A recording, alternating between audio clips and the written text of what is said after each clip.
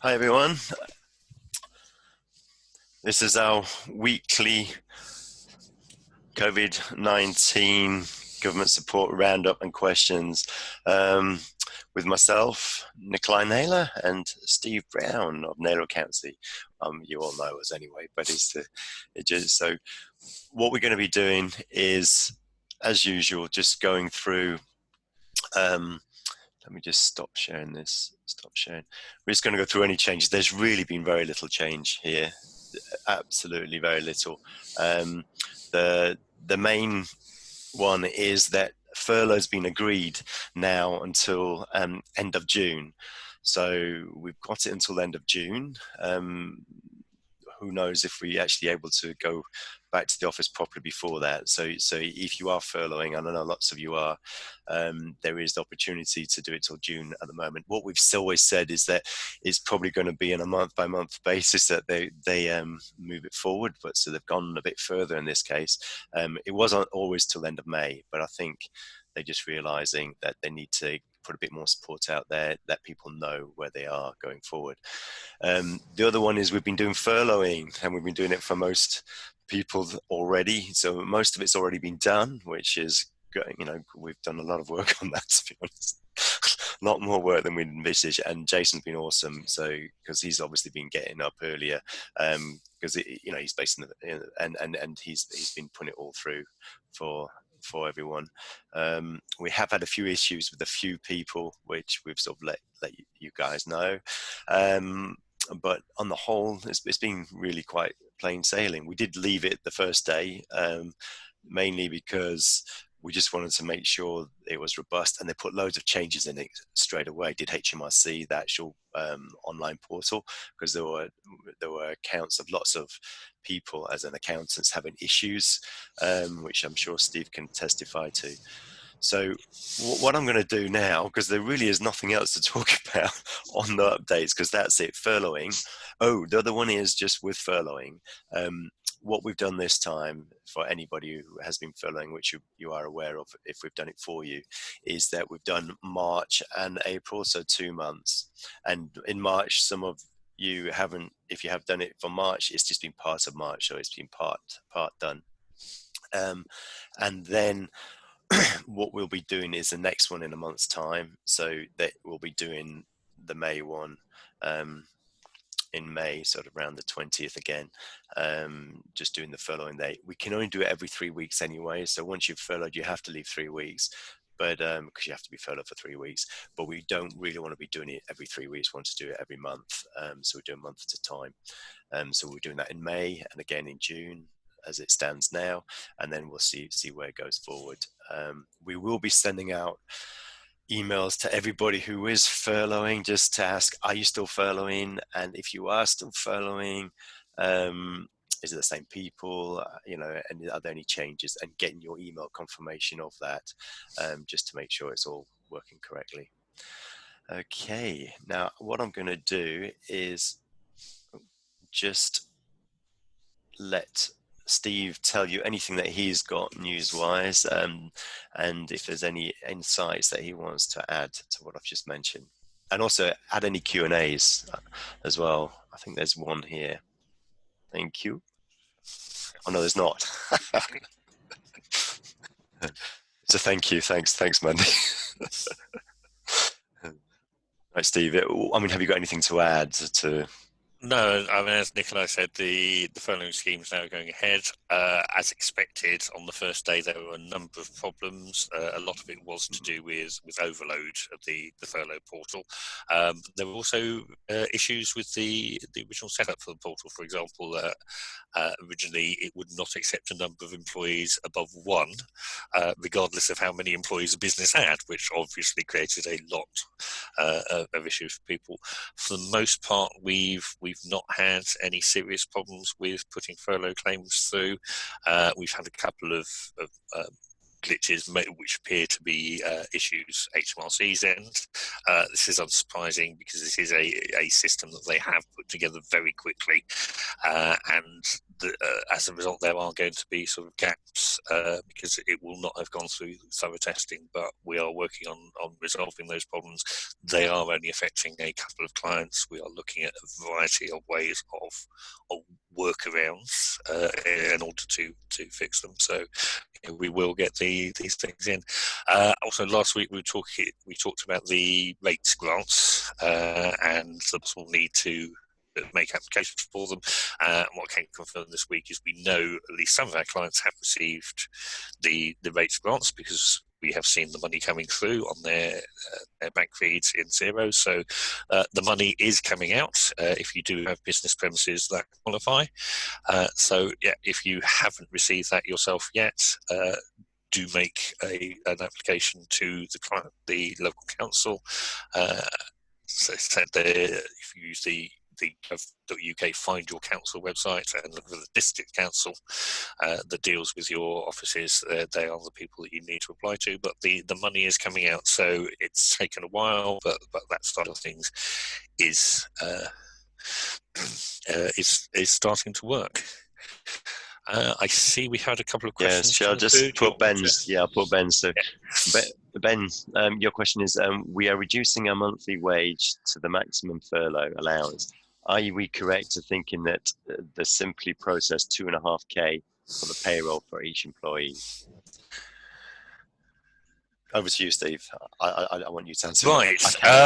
Yeah. Basically, the reduced wages will be a maximum of 2.5K. So yes, if I'd have to look at your individual payroll to check this, but yes, if all your employees had a wage high enough that the 80% was the 2.5K, then yes, we will be processing the 2.5K through every month.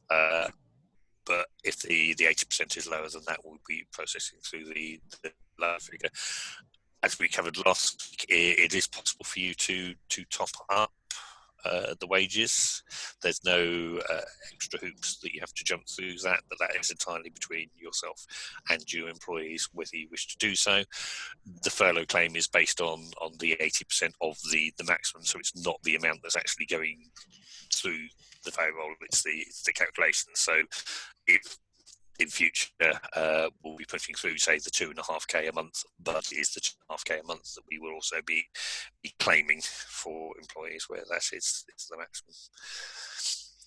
Yeah, I mean, just Ben, for you, yes, for both you and Rob, that you would definitely be doing 2.5. Just for everyone else, on that is 2.5K, which is the 80% cut, which Steve has said. So you have to have a salary of 3,125 to get that of a month. That's gross. So if your salary is 3,125 or more a month, or somebody else's is that you're furloughing, they will only get 2.5K. They won't get any more than that. So it's 3,125, which is sort of the maximum salary that the salary that you need, or plus that to get the 2.5K. So that's 3,125. And just I don't know if we mentioned it, I don't think we did, Steve, is that on the employer allowance, what we are doing is, if you have got employer allowance, which that means you're not just a director, so that's £4,000 you get off your employer. This employer NI allowance, sorry. If you have employees that aren't directors, then you are entitled to the 4,000 employer national insurance allowance, which means you don't pay the first 4,000 or 4,000 of your employer NI. You have to actually say that you want this every payroll. Basically, you normally do it at the start of the year. That's what we do for all of you all the time that have it. And then it sort of lowers your employer NI. You don't pay it until it used to be 3,000. It is 4,000 as of April the 6th. We are not using that if you are furloughing people and you have employer NI. The reason being that we won't apply it so you can get the NI on the furlough. So you get that money coming in from these grants, furlough grants. Then once everything's back to normal, we will apply you for this allowance, the employer NI allowance, and then that will kick in. So it kicks in the month that you actually request it, unless you backdate all your payrolls, but we're not going to do that for any of you. So it will just start it from the month that we actually do it. So say if it starts in July and that we all go back to work normally and you're paying payroll as normal, we'd start it in the July payroll. Once it's started, we can't stop it. So if it goes back into furlough again, you won't be, and you'll be allocating this 4,000. What it means is that we will, if you manage to get, say, 2,500 of furlough NI monies, from the HMRC, you will then be topping that up with another 4,000. So you'll effectively get a relief on employer NI of 6,500.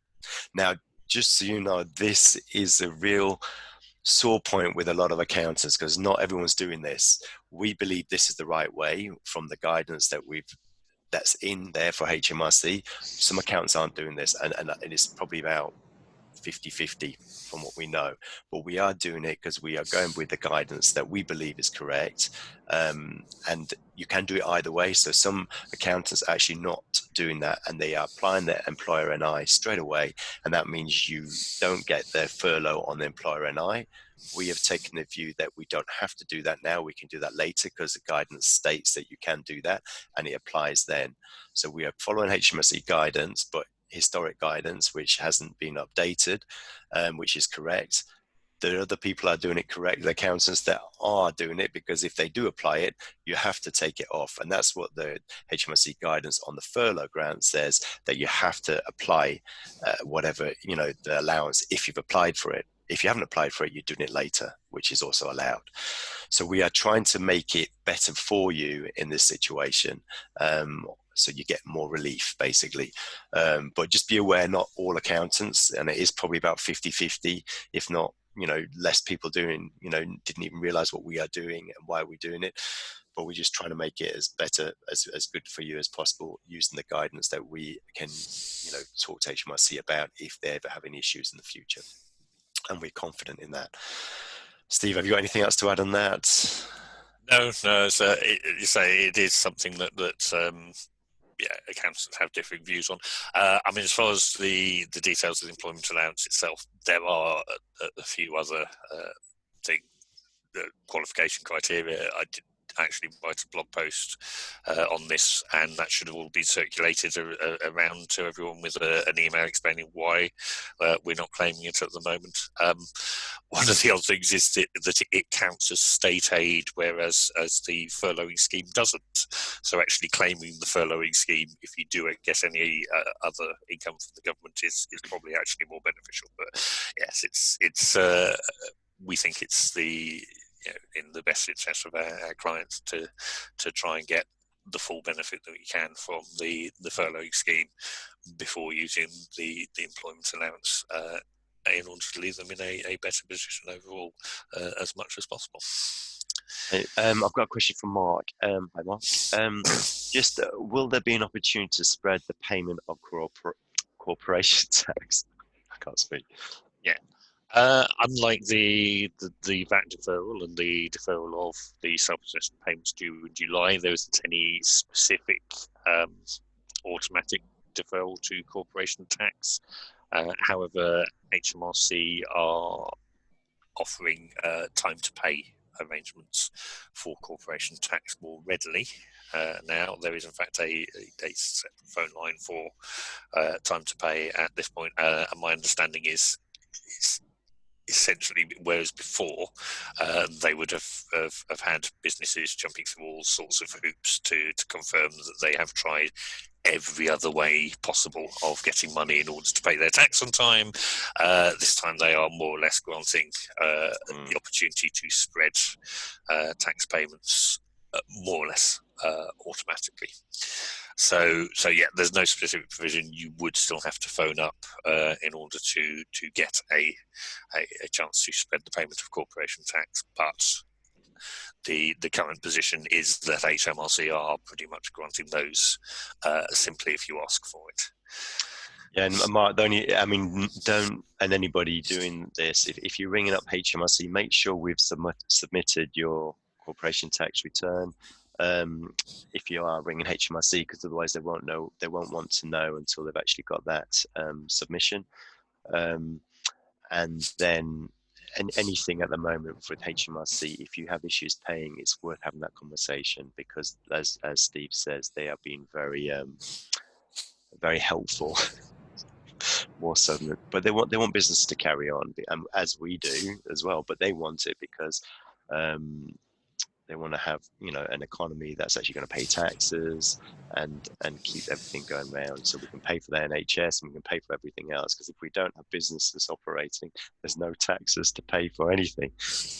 Which we won't even have the doctors and nurses there to help us in our hour of need.